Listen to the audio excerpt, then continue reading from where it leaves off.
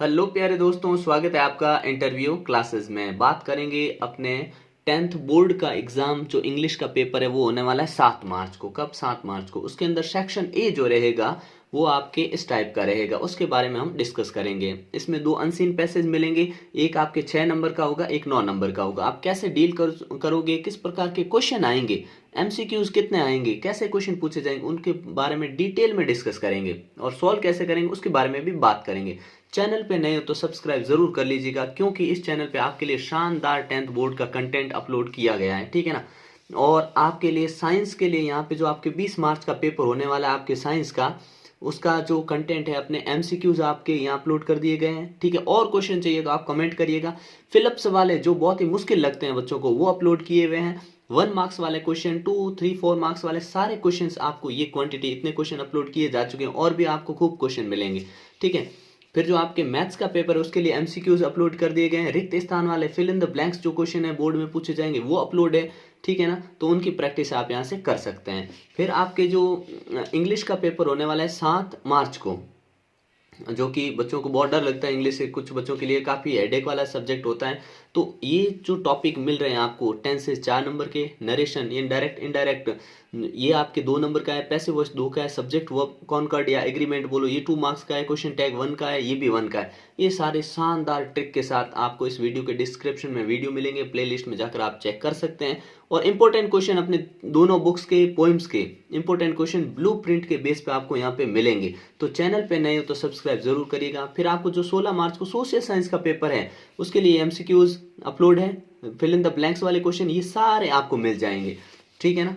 उसके बाद में आते हैं हिंदी, जिसमें व्याकरण और महत्वपूर्ण प्रश्न, लेखक परिचय वगैरह सब आपको इतना शानदार ढंग से मिलेगा। और चैनल पे नए तो सब्सक्राइब करना मत भूलिएगा और दोस्तों के साथ शेयर जरूर करिएगा। सारे सब्जेक्ट आपके यहाँ पे शानदार ढंग से कवर होंगे, ठीक है। अब बात करते हैं कि अपन जो सेक्शन ए होगा, ठीक है ना, वो कैसे हम डील करेंगे, उसको कैसे सॉल्व करेंगे। ध्यान रखिए इसमें फिक्स है क्या, फिक्स क्या है कि जो पहला पैसेज होगा आपका छोटा होगा और 6 नंबर का रहेगा। फिक्स है, 6 मार्क्स से ज़्यादा का नहीं होगा पहला। और इसकी की भी खास बात क्या है पता है, नंबर लाना आसान क्यों है, क्योंकि इसमें 6 ही प्रश्न होंगे और 6 के 6 एमसीक्यूज होंगे। एमसीक्यूज कहने का मतलब आपको यहाँ पे ऑप्शन मिलेंगे कि इन चारों में से कौन सा ऑप्शन करेक्ट होगा, ठीक है। और सेकंड की क्या बात है वो भी हम आप आगे डिस्कस करते हैं, आप किस प्रकार से आराम से सॉल्व कर पाओगे। चलिए देखते हैं अपने पहले पैसेज को कि सॉल्व करने का तरीका क्या है। सबसे पहले आपको पैसेज को पढ़ लेना है, एक बार नहीं 2 बार पढ़ सकते हैं। कारण क्योंकि आप 2 बार पढ़ते हैं आपके दिमाग में बातें चली जाएगी, आपको समझ में आने लगेगा। पैसेज करने का यही तरीका है, ठीक है। अच्छा तो स्टार्ट करते हैं। और हाँ, पैसेज में आप क्या करिएगा, जहाँ एमसीक्यूज मिलते हैं ना वो थोड़ा ज़्यादा इजी रहता है। कहने का मतलब 6 नंबर तो आपके पक्के ही मान के चलो, थोड़ी आपकी वोकैब है वो थोड़ी मजबूत होनी चाहिए और थोड़ी रीडिंग अच्छी होनी चाहिए, ठीक है बस। The Pandavas and Kauravas were Dronas disciple, disciple in शिष्य। कौरव और पांडव ये दोनों किसके, द्रोण के शिष्य थे, ठीक है। दे वर वंस समन, यहाँ पे समन का मतलब होता है बुलाना। समन इन क्या होता है अपने बुलाना, किसी को समन करना यानी बुलाना। By the preceptor Drona, preceptor का मतलब क्या हो गया, द्रोण कौन है, गुरु है उनके, तो गुरु द्वारा बुलाया गया फॉर अ टेस्ट, कि आपका एक टेस्ट है, ठीक है। The eldest of the Pandavas, Pandavas में जो एल्डेस्ट थे Yudhishthir was asked to bring 1 bad person from the society. तो अपने युधिष्ठिर जो सबसे बड़े थे पांडवों में, वॉज आस्क्ड उनको बोला गया टू ब्रिंग लाने को, ब्रिंग इन लाना, 1 bad person from the society, जो सोसाइटी थी उनकी हस्तिनापुर, उससे क्या है एक बैड पर्सन को बुलाया, लेके आओ मतलब ढूंढ के लाओ एक बुरे व्यक्ति को। किसको बोला गया, युधिष्ठिर को, ठीक है। The eldest of the Kauravas, और कौरवास में जो एल्डेस्ट थे Duryodhan, was ask to fetch, fetch का मतलब क्या होता है ब्रिंग, लाना, फैच लाना, ठीक है। और जानते हो ग्रामर का रूल क्या है, टू के बाद वर्ब की हमेशा फर्स्ट फॉर्म मिलेगी आपको, अगर वर्ब यूज हुई है तो उसके बाद, है ना। 1 good person from the same society in Hastinapur, Hastinapur की सेम सोसाइटी से क्या बोला कि आप एक लेके आओ कैसा अच्छा आदमी, ठीक है, okay. After a through search both the cousins, यहाँ पे क्या है कजन है, ठीक है ना, ऐसे मिसप्रिंट है, कजन्स रिटर्न एम्प्टी हैंडेड, दोनों ही कुछ समय बाद कैसे लौटे, दोनों ही खाली हाथ लौटे। क्यों, क्योंकि जो युधिष्ठिर को एक बुरा आदमी ढूंढना था उनको नहीं मिला और दुर्योधन को एक अच्छा आदमी भी कोई नहीं मिला। The pure minded Yudhishthir found everyone to be pious and pure.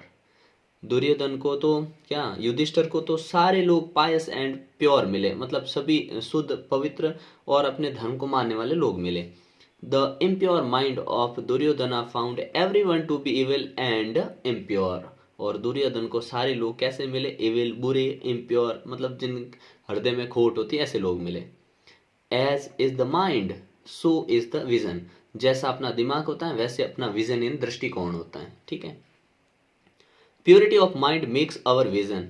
जो प्योरिटी शुद्धता है माइंड की वही हमारा विजन दृष्टिकोण बनाती है. Words and deeds pure. अपने शब्द अपने जो कार्य हैं वो हमें क्या बनाते हैं, प्योर बनाते हैं. अगर अपना प्योर है दिमाग तो ये सारी चीजें अपने को मिलेगी. It has also the power to purify people. और इसके पास ये भी पावर होती है कि लोगों को क्या प्योरीफाई कर सकती है. Evil has no place in the presence of purity. और बुराई की कोई जगह नहीं होती है जहाँ प्योरिटी प्रेजेंट होती है वहां पे. ठीक है.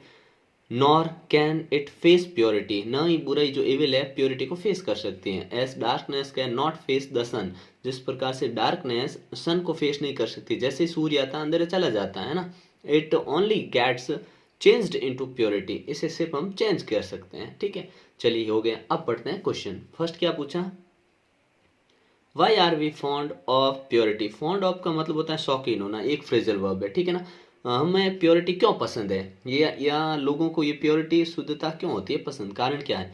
तो देखिए पहला है became it promotes, because it promotes health. क्योंकि ये हेल्थ को प्रमोट करती है, नहीं ऐसा तो नहीं पढ़ा. Because it weakens health. क्योंकि ये हेल्थ को कमजोर करती है, ये भी इनकरेक्ट है. ठीक है. Because it strengthens weakness. Strengthen मतलब हो गया वीकनेस को स्ट्रेंथ देती है, मतलब अपनी कमजोरी को मजबूत बनाती है, कमजोरी को हरा देती है. क्या ये बात सही है, तो हमने कहा बिल्कुल, अपनी कमजोरी को दूर भगा देती है ये. ठीक है ना. Because it promoter ill health. ठीक है. ये तो इनकरेक्ट होगा. ठीक है ना. सी ऑप्शन करेक्ट होगा. और यकीन मानिए आपको पैसेज बिल्कुल इसी टाइप का मिलेगा और 6 क्वेश्चन मिलेंगे, 6 के 6 एमसीक्यू मिलेंगे पहले में. ठीक है ना. अगला क्वेश्चन देखिए, what provides peace of mind. क्या चीज है जो प्रोवाइड कराती हैं शांति, किसको, दिमाग को. इम्प्योरिटी नहीं, प्योरिटी, इन्वायरमेंट और सिटी. देखिए इन्वायरमेंट का कुछ बच्चे सोच सकते हैं, लेकिन ध्यान रखिए अपने पैसेज के बेस पे ही आपको आंसर देना है. तो यहाँ पे क्या होगा, प्योरिटी. ठीक है ना. अगला देखते हैं, हु वॉज द्रोणा. द्रोणा कौन थे, गुरु ऑफ द पांडवास. बिल्कुल थे. गुरु ऑफ कौरवास, उनके भी थे. Guru of the Pandavas and Kauravas दोनों के थे. जी हाँ बिल्कुल दोनों के थे. C option. ठीक है. फिर देखिए, who was the eldest of the Pandavas. Pandavas में एल्डेस्ट इन सबसे बड़ा कौन थे. तो देखिए आपको सिर्फ अगर मान लीजिए पैसेज में दिक्कत आ रही है समझने में, तो सिर्फ आप लाइन ढूंढ सकते हैं. लिखा हुआ the eldest of Pandavas Yudhishthir. ठीक है ना. तो यहाँ से हमने क्या लिख दिया, क्या होंगे, युधिष्ठिर. अगर यहाँ पे कौरवास की बात करते, कौरवों की, तो क्या होता है, दुर्योधन. ठीक है ना. अगला है, find the word from the passage which means गुरु. गुरु के से मीनिंग वाला वर्ड कौन सा है, तो हमने पढ़ा प्रिसेप्टर. कहाँ पढ़ा, कि यहाँ पे देखिए प्रिसेप्टर द्रोणा. ठीक है ना. तो यहाँ से हमें पता लग गया. ठीक है. अगला देखते हैं, लास्ट क्वेश्चन है इसका, find from the passage opposite of irreligious. जो धर्म को फॉलो नहीं करता या इररिलीजियस होता है. देखिए इसका अपोजिट चाहिए, तो कहीं रिलीजियस होता तो हम लिख देते हैं, यहाँ रिलीजियस एक भी ऑप्शन में नहीं है. ठीक है. अब देखिए इररिलीजियस डार्कनेस, ये तो सेम सेम हुआ, तो ये हो नहीं सकता. ये प्रेजेंस है, ये नहीं हो सकता. प्योर इम्प्योर होता है, नहीं. तो यहाँ पे होगा पायस. ठीक है ना. पायस बी ऑप्शन करेक्ट हो जाएगा. ठीक है. अगला जो अपना सेकंड पैसेज है ये होता है अपने 9 नंबर का. तो ये आपके लिए बहुत इंपॉर्टेंट है. ठीक है. तो इसको समझते हैं कैसे डील करना है. ठीक है. पहले हम पढ़ेंगे पैसेज को, उसके बेस पे फिर इसके आंसर हम देंगे. ठीक है. Read the following passage carefully and answer the question given below. नीचे दिए गए ऐसा ही क्वेश्चन मिलेगा, बिल्कुल हूबहू क्वेश्चन. कहने का मतलब यहाँ पे ये तो चेंज हो सकता है, लेकिन आपको क्वेश्चन का जो टाइप है वो 1% भी चेंज नहीं होगा. जैसे पहले पैसेज में 6 एमसीक्यू है, तो 6 एमसीक्यू ही रहेंगे. ठीक है. इसमें 1 लाइनर क्वेश्चन वगैरह कुछ भी नहीं आएगा. इसलिए ये आपके लिए इतना इंपॉर्टेंट हो जाता है कि आपको बस कुछ पैसेज प्रैक्टिस करिए. ठीक है. पैसेज अगर आपको चाहिए तो आप कमेंट सेक्शन में बता सकते हैं. ठीक है ना. फिर देखिए इस पैसेज को पढ़ते हैं. ये है स्वामी विवेकानंद के बारे में ना. Swami Vivekananda inspiring personality was well known both in India and in America during the last decade of 20th century। ठीक है ना, पूरी इतनी बड़ी लाइन थी क्या, विवेकानंद इंस्पायरिंग पर्सनैलिटी, यहाँ पे अपोस्ट्रोफी एस लगा है, इसे इस जो ऊपर कॉमा होता है इसको बोलते हैं अपोस्ट्रोफी एस, ठीक है ना।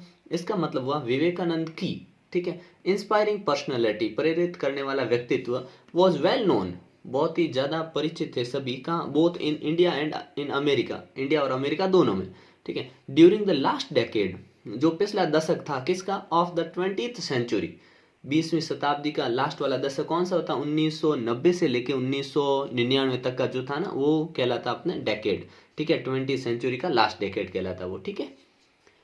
द अननोन मॉन्क, मॉन्क यानी सन्यासी, अननोन यानी जिसको कोई नहीं जानता, of India suddenly leaped into, leaped का मतलब होता है झपटना, यहाँ पे लीप्ड इनटू का मतलब अचानक प्रकट होते हैं कहीं पे, कहाँ पे, the parliament of religions in Chicago in 1893। अच्छा 1893 है ना, वो 20th सेंचुरी का मतलब मैंने अभी गलत बोल दिया ना, वो होगा अपने टाइम पीरियड 1892, अपने हो जाएगा 18 मतलब 1900 के बीच वाला ये टाइम पीरियड होगा, है ना, ये 20th सेंचुरी का लास्ट, इसके बाद में 21st मतलब 20th सेंचुरी स्टार्ट हो चुकी थी, ये 20th का लास्ट हुआ, ठीक है ना, अभी 21st सेंचुरी में हम जी रहे हैं, ठीक है। अच्छा ये वाला टाइम पीरियड था, ठीक है, एट विच ही रिप्रेजेंटेड, जहाँ पे वो रिप्रेजेंट कर रहे थे, प्रतिनिधित्व कर रहे थे, हिंदुइज्म, किसका, हिंदुइज्म का, हिंदू धर्म का, हिज वास्ट, यहाँ पे वास्ट जो वर्ड है ना इसका याद रखिएगा, क्योंकि पैसेज के जो वर्ड होते हैं ना ये अगले पैसेज में भी आ सकते हैं, आपकी वोकैब मजबूत होगी तो पैसेज में आपको ये 15 नंबर जो पैसेज के होते हैं आपके कोई नहीं काट सकता। ये वास्ट का मतलब होता है बहुत ही बड़ा, जाइगेंटिक, ठीक है ना, बहुत ही विशाल, लार्ज, ठीक है। नॉलेज, इनका जो नॉलेज था of eastern and western culture, eastern और western culture, as well as his deep spiritual, इसके साथ साथ उनका डीप स्पिरिचुअल इनसाइट, इनसाइट का मतलब होता है गहन ज्ञान, किसी चीज का अच्छे से ज्ञान होना, इनसाइट मतलब गहन ज्ञान। फेरविड, फेरविड का मतलब होता है प्रचंड, भयंकर, ठीक है। इलोक्वेंस, इलोक्वेंस का मतलब होता है वाक चातुर्य, जो बोलने में बहुत ही ज्यादा चतुर होता है, ठीक है ना। ब्रिलियंट कन्वर्सेशन, और इनका बात करने का तरीका, ब्रॉड ह्यूमन सिंपैथी, और इनकी सिंपैथी, ह्यूमन के प्रति जो सिंपैथी भाव था उनका वो, colourful personality and handsome figure made in irresistible, irresistible मतलब जिसको कोई रोक नहीं सकता, है ना। Appeal to the many type of Americans who came to contact with him, जो भी उनके कांटेक्ट में आता उनकी इस चीजों को देखकर उनके संपर्क में आए बिना नहीं रह सकता या उनसे प्रभावित हो ही जाता, ठीक है। अगला क्या बोला, in America he became India's spiritual ambassador, America के अंदर वो इंडिया के स्पिरिचुअल एम्बेसडर बन गए, and pleaded eloquently for better understanding between India and the New World in order to create a healthy synthesis of East and West for religion and science, religion और science के लिए east और waste के अंदर वो बहुत ही ज़्यादा क्या कहते हैं जिसको हेल्दी सिंथेसाइज, एक ऐसा माहौल क्रिएट कर दिया जो कि एक बहुत ही यूनिक था, इन्होंने ऐसा क्रिएट कर दिया, कहाँ पे, इंडिया और अमेरिका में, क्योंकि ये भारत के क्या बन चुके थे, स्पिरिचुअल एम्बेसडर बन चुके थे, और इनके वाक चातुर्य के कारण लोगों के बीच में अंडरस्टैंडिंग करने में ये बहुत ही ज्यादा माहिर थे। ये हुआ पैसेज कंप्लीट। अब इसका फर्स्ट क्वेश्चन देखते हैं, यहाँ पे जो भी क्वेश्चन मिलेंगे आपको सारे 1-1 मार्क्स के मिलेंगे, ठीक है। अब इनका आंसर हम ढूंढते हैं, पैसेज आपके सामने है, आप भी पता लगाने की कोशिश करिएगा, ठीक है। पहला है, When and where was the Parliament of Religion held? कहाँ पर और कब जो पार्लियामेंट ऑफ रिलीजन हेल्ड यानी आयोजित हुई, ठीक है। आपने कहा ठीक है, अब इसका आंसर कैसे होगा, तो देखिए यहाँ से शुरू करिए आप, ठीक है ना, मैं बोल रहा हूँ वैसे आप ध्यान रखिएगा। The parliament of religion was held, यहाँ पे वॉज लिखा, वॉज हेल्ड, यहाँ तक आए हम, वॉज हेल्ड। अब इसका आंसर इसमें ढूंढते हैं, कहाँ पे हुई, वॉज हेल्ड इन, यहाँ पे रहा इन शिकागो इन 1893, ठीक है, बस इतना ही आंसर है, ठीक है ना, ये एग्जैक्ट आंसर है, इसमें आपको 1 नंबर मिलना तय है इतना लिखने पे, ठीक है।